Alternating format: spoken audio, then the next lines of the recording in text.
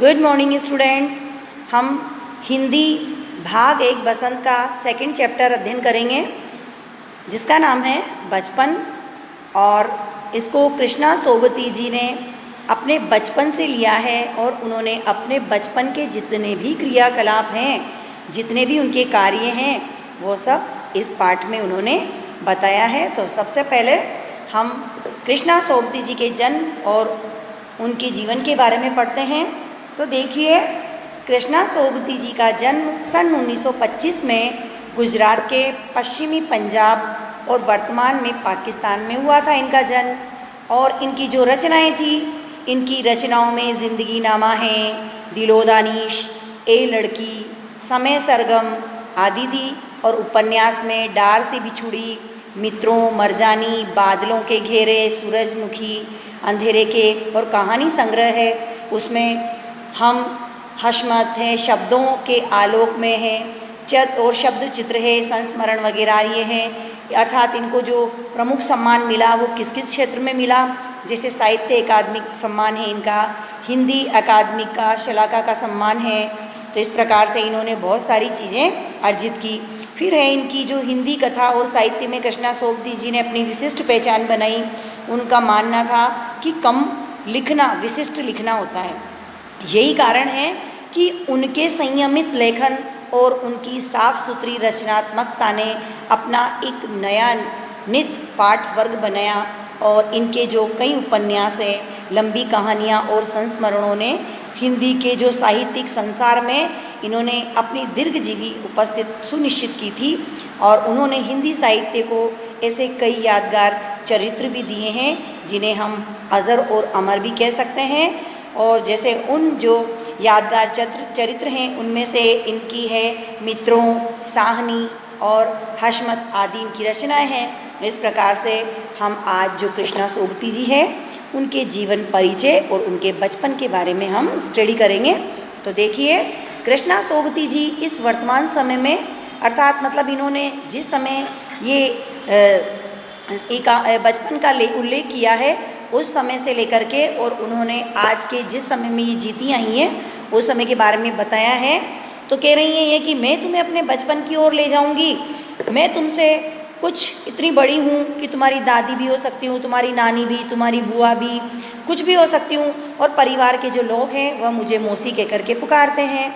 इस प्रकार से हाँ, मैं इन दिनों कुछ बड़ा सयानी उम्र में सयाना महसूस कर रहा था, तो बुजुर्ग अवस्था में आ गई हैं। और इसीलिए कि क्यों हुई है बुजुर्ग अवस्था में, क्योंकि वो पिछली शताब्दी में उनका जन्म हुआ था और उनका जो ओढ़ने पहनने का काफ़ी बदलाव आ गया है। उसमें भी पहले वो रंग बिरंगे कपड़े वगैरह पहना करती थी जिसमें नीला, जामुनी, ग्रे कलर है, चॉकलेटी आदि है। लेकिन अब उनकी अवस्था इस प्रकार की हो गई है कि उनको कलरफुल कपड़े बिल्कुल भी पसंद नहीं आते। उनका मन करता है कि वह केवल सफ़ेद कपड़े पहने, गहरे और हल्के रंग के कपड़े। और पिछले जो दशकों में वो तरह तरह की पोशाकें पहना करती थी। पहले वो फ्रॉक, निकर, वॉकर, स्कर्ट, लहंगे, गरारे और कई चूड़ीदार और घेरदार कुर्ते आदि भी वह पहना करती थी। तो इस प्रकार से जो लेखिका है उन्होंने अपने जीवन का एक छोटा सा परिचय दिया है बचपन का। अब इसके बाद है हमारा आगे का कि बचपन में कुछ फ्रॉक तो मुझे आज तक याद है, यानी उनके बचपन में वो कुछ फ्रॉक ऐसे पहना करती थी जो उनको इस जीवन में अभी तक भी याद है, जिसमें हल्की नीली और पीली धारीदार जो फ्रॉक है वो था, गोल कॉलर तथा बाजू पर गोल ये जो कफ है वो वाला था, एक हल्के गुलाबी रंग का बारीक चुन्नट वाला घेरदार फ्रॉक और नीले गुलाबी रंग की फ्रिल। और उन दिनों फ्रॉक के ऊपर की जेब में रुमाल और बालों में इतराते हुए रंग बिरंगे रिबन का चलन था। तो ये सारी चीज़ें वह उस समय इन चीज़ों का उसको शौक़ था। किसको? कृष्णा सोबती जी को। तो इस प्रकार से उसने इन सब चीज़ों का अपने बचपन में ही शौक़ पूरा किया और आज भी उनको ये सारी चीज़ें याद हैं। अब देखिए, इस प्रकार से सर्वर मुझे आज भी बूट पॉलिश करना, अर्थात लेखिका का मानना है कि वह बूट पॉलिश अपने जूतों पर पॉलिश खुद किया करती थी, क्योंकि वह सेल्फ डिपेंड थी। अर्थात पहले के समय के अंदर खुद के काम खुद को ही करना पड़ता था। हालांकि अब नए नए किस्म के शूज़ आ गए हैं। उनका कहना है कि ये पहले से कहीं ज़्यादा आरामदायक है। जो पहले उनके समय में शूज़ हुआ करते थे, वो शूज़ ऐसे हुआ करते थे जिनको पहनने से लेखिका के पैर में क्या होता था, दर्द होने लग जाता था, छाले होने लग जाते थे। इस कारण से जो लेखिका है वह हमेशा जब भी लंबे टूर पर कहीं सैर पर निकलती थी तो उनको क्या करना पड़ता था, रुई साथ में रख कर के ले जानी पड़ती थी। और जब भी कहीं लगा कि हमें मेरे पैर में जूता लग गया तो उनको वह रुई वहाँ पर लगा देनी पड़ती थी। इस प्रकार से उनको वह जूता लगा। तो कई मोजे के अंदर तो हाँ, तुम्हारे बचपन में और हमारे बचपन में काफ़ी फ़र्क है, क्योंकि आज के इस वर्तमान समय के जो शूज़ वगैरह हैं वो काफ़ी कंफर्टेबल होते हैं और उनके समय के अंदर जो शूज़ हुआ करते थे वह उनके छाले भी कर दिया करते थे। इस प्रकार से लेखिका ने अपना छोटा सा वृतांत ये बताया है। अब देखिए हम आगे देखते हैं। अब है कि हर शनिवार को जो सैटरडे है उनको क्या करना होता था, एक प्रकार का जो पेय पदार्थ है जिसको बोलते थे ऑलिव ऑयल और कैस्टर ऑयल, वो उनको पीना पड़ता था। उनके लिए बहुत बड़ा मुश्किल काम था, लेकिन फिर भी लेखिका को वो पीना पड़ता था। और जब शनिवार आता था तो उनको सुबह से ही उनके नाक में इस ऑलिव ऑयल और कैस्टर ऑयल की गंध यानी बदबू सी आने लग जाती थी। और जो उनके परिवार वाले थे उन्होंने एक गिलास का नाप रख रखा था जिस पे ठीक निशान बना रखा था खुराक का कि इतना तुम्हें पीना है। तो उस गिलास की तरफ देखते ही और लेखिका है उनको मिलती होने लगती थी। मिलती से मतलब क्या होता है, उल्टी। और मुझे आज भी लगता है कि अगर हम न पीते तो वह शनिवारी दवा तो कुछ ज़्यादा बिगाड़ने वाला नहीं था, सेहत ठीक ही रहती। अर्थात उससे कोई मतलब नहीं था, यानी वह उसको नहीं पीती तो भी उनके लिए उचित था। इस प्रकार से देखिए आगे की जो लेखिका है वो बता रही हैं कि तुम्हें बताऊंगी कि हमारे समय और तुम्हारे समय में कितनी दूरी थी। यानी जिस समय मेरा बचपन था उस समय में और आज के समय में, यानी जो आज के बच्चे हैं उसके समय में, यहाँ तक कि बच्चों की दिलचस्पियाँ भी बदल गई है। याद रहे कुछ उन दिनों कुछ घरों में, मतलब उस जब लेखिका का बचपन था उस समय कुछ घरों के अंदर ग्रामोफोन और ग्रामोफोन थे, रेडियो टेलीविज़न नहीं थे। लेकिन आज इस वर्तमान समय के अंदर रेडियो है, टेलीविज़न है, मोबाइल है, लैपटॉप है, कंप्यूटर है। लेकिन उस समय के अंदर ये सारी चीज़ें नहीं थी। केवल मात्र कुछ ही घरों के अंदर ग्रामोफोन हुआ करते थे। हमारे बचपन की जो कुल्फ़ी थी, लेखिका की बचपन की कुल्फ़ी जो थी वह आज के इस वर्तमान समय में आइसक्रीम बन गई। कचौड़ी समोसे हैं उनके समय के, वो आज पेटीज़ में बदल गए। शहतूत और फालसे का और खसखस का जो शरबत था वह आज कोक और पेप्सी में बदल गया, क्योंकि आजकल के इस बच्चे जो हैं न्यू जनरेशन, वह शहतूत और फालसे और खसखस के शरबत को पीना पसंद नहीं करेंगे। वह कोल्ड ड्रिंक लेना पसंद करेंगे जिसमें पेप्सी है, कोको कोला है, थम्स अप है, मैरिंडा है, इनका उपयोग वो करते हैं। तो लेखिका ने अपने इस वर्तमान समय को बहुत पीछे धकेल करके उन्होंने अपने बचपन को बताया है कि मेरा बचपन इस प्रकार से था। उन दिनों कोई कोक नहीं हुआ करता था और जो लैमनेड है और विमटो मिलती थी उस समय। ये जो इसमें बताया है कि लैमनेड और विमटो, इसका मतलब होता है शीतल पेय पदार्थ जिसको बोला जाता था। और यहाँ पर शिमला और नई दिल्ली में बड़े हुए, अर्थात उनका जो बचपन है वह शिमला और नई दिल्ली में ही था। तो वहाँ के जो बच्चों में ये जो वेगर्स और डेविको रेस्तरां की चॉकलेट और ये जो पेस्ट्री वगैरह है उनमें भी उनको बड़ा आनंद आता था। और हम भाई बहनों के जब ड्यूटी लगती थी इन सब सामानों को, खाने पीने की चीज़ों को लाने के लिए, तो वह बड़े मज़े से शिमला के मॉल में ब्राउन ब्रेड लेने के लिए जाते थे। और इस प्रकार से जो हमारा घर था वो मॉल से ज़्यादा दूर नहीं था। लेखिका बोल रही हैं कि उनका घर उस मॉल से ज़्यादा दूर नहीं था। एक छोटी सी चढ़ाई और गिरजा मैदान पहुंच जाते और वहाँ पर एक उतराई और उतरते ही मॉल, यानी जो हिल स्टेशन था शिमला, इसीलिए वहाँ उनको ज़्यादा आफत नहीं होती थी आने जाने में। यानी उनका एक रूटीन सा बन गया था। और कन्फेक्शनरी काउंटर पर तरह तरह की पेस्ट्री और चॉकलेट की खुशबू उनको बहुत अच्छी लगती थी। और वह कई बार क्या करती थी, वहाँ पर जाती थी, चॉकलेट वगैरह लेती थी, तो जो उनके साथी बहन भाई थे वो सब चॉकलेट फिनिश कर देते थे। लेकिन लेखिका कभी भी चॉकलेट उस समय नहीं खाती थी।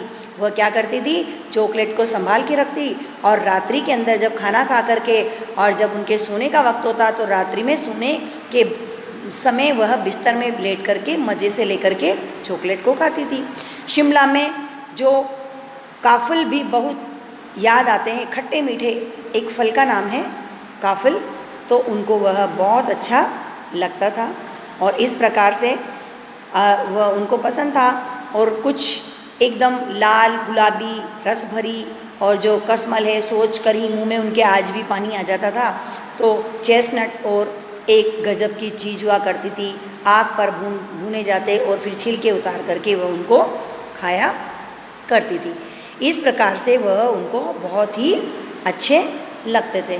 अब देखिए इसी प्रकार से जो लेखिका बता रही हैं कि वह क्या करती थी कि जब वह इस प्रकार से इस तरह तरह की चीज़ों को खाती थी, तो उनमें एक चीज़ भी है कि चना जोर गरम, चने जोर गरम और अनारदाने का जो चूर्ण था वो उनको बहुत पसंद था। और चने जोर गरम की पुड़िया तो जो तब थी, यानी उस पुड़िया को देख करके ही बनता था कि जो बेचने वाला था वह इस तरीके से उस पुड़िया को बनाता था कि वह देखने में बहुत प्यारी लगती थी। पुराने कागज़ से बनाई गई इस पुड़िया में निरा हाथ का कमाल था, यानी उस जो दुकान वाला था वह इस प्रकार से बहुत कमाल से इस पुड़िया को बनाता। नीचे से तिरछी लपेटे हुए, ऊपर से इतनी चौड़ी कि चने उसमें आसानी से हथेली पर आ जाते थे। और एक वक्त था जब ये फिल्म का गाना भी था कि चना जोर गरम बाबू में लाया मज़ेदार चना जोर गरम, और ये जो गाना है ये क्रांति मूवी का है। और उन दिनों फिल्म स्कूलों के हर बच्चे को ये गाना आता था। कुछ बच्चे पुड़िया पर तेज मसाला बुरकवाते, कुछ हल्का मसाला बुरकवाते और बड़े आराम से वह पूरा गिरजा मैदान घूम करके और घूम लेते, लेकिन पुड़िया उनकी ख़त्म नहीं होती थी। एक एक चना पापड़ी मुंह में डालते जाते, कदम उठाते जाते, गाना गुनगुनाते जाते। तो इस प्रकार से आजकल के जो बच्चे हैं वह भेलपुरी का आनंद लेते थे। और लेखिका ने बताया कि उनके समय में वह चना जोर गरम जो मसाला था वह उससे बड़ा आनंद से खाती थी। और जो उनका बचपन है, यानी जो छुटपन में हमने शिमला रेस पर बहुत मज़े किए, यानी उनको बहुत मज़े आते थे शिमला में, घोड़ों की सवारियां भी की। और उसके अलावा उन्होंने जो न जाने कितने घोड़ों को कुछ कमतर करके समझते थे और उन पर हंसते थे। ननिहाल में घोड़े खूब हष्ट पुष्ट और खूबसूरत थे, यानी वहाँ उनका जब नानी के जाते थे तो वहाँ के जो घोड़े थे पहाड़ी घोड़े बहुत खूबसूरत थे। और उनकी बात फिर कभी, मतलब उसमें ये था कि उनकी बात फिर कभी शाम को रंग बिरंगे गुब्बारे सामने जो जाखू का पहाड़ है उस पर चढ़ते, चर्च में जाते, चर्च की घंटियाँ उनके लिए बजती तो दूर दूर तक उनको सुनाई देती थी। मानो ऐसा लगता था जैसे कि भगवान जो है वह संगीत से वह स्वयं ईशु ही उनको कुछ कह रहे हों, अर्थात जो ईसा मसीह है वह। और आकाश पर सूर्यास्त हो रहा था तो गुलाबी सुनहरी और धारी नीले वाले आकाश में, मतलब आसमान बहुत खूबसूरत लगता था। दूर दूर तक पहाड़ों के मुखड़े गहराई की ओर लगते दिखाई देते थे। और रात्रि के समय जो बत्तियां हैं लाइटिंग वह टिमटिमाती रहती थी। रीस पर की रौनक और मॉल की दुकानों में जो खूबसूरती थी वह बड़ी प्यारी लगती थी। और स्कैंडल जो पॉइंट है वह, यानी स्कैंडल पॉइंट की जो भीड़ है वह वहाँ पर जो कोलाहल सा मच जाता था। कोलाहल का मतलब क्या होता है? शोर शराबा। तो इस प्रकार से उनको वहाँ की रौनक बड़ी प्यारी लगती थी। अब देखिए आगे, जो सर्वर स्कैंडल पॉइंट के ठीक सामने उन दिनों एक दुकान भी हुआ करती थी जिसके शोरूम में शिमला कालका ट्रेन का मॉडल बना हुआ था, अर्थात एक मॉडल जैसा बना हुआ था। और इसकी जो पटरी है उन पर खड़ी छोटी छोटी डिब्बे वाली ट्रेन है। एक और लाल टीन की छत वाला स्टेशन और सामने सिग्नल देता था लंबा एक छोटा सा दूर पर बनी सुरंगें वगैरह। मतलब इस प्रकार से वह वहाँ का जो स्टेशन था वह भी बड़ा मन भावन और लुभावना था। और इसके अलावा पिछली सदी में तेज़ रफ्तार वाली गाड़ी वही थी। मतलब उस समय यानी 1925 की बात है, उस समय की ट्रेन में आज की ट्रेन में काफ़ी अंतर आ गया है। तो दिखता एक भारी भरकम पक्षी उड़ा जा रहा है, अर्थात आसमान के अंदर जब उनको कोई प्लेन दिखता तो वो भी बहुत अच्छा लगता था, ऐसा लगता था जैसे कोई पंछी उड़ रहा हो। ये देखो, और वह गायब हो जाता। उसकी स्पीड ही इतनी तेज़ लगती थी, अर्थात जो प्लेन जहाज़ था वह बहुत ही तेज़ उड़ान के साथ में उड़ता था।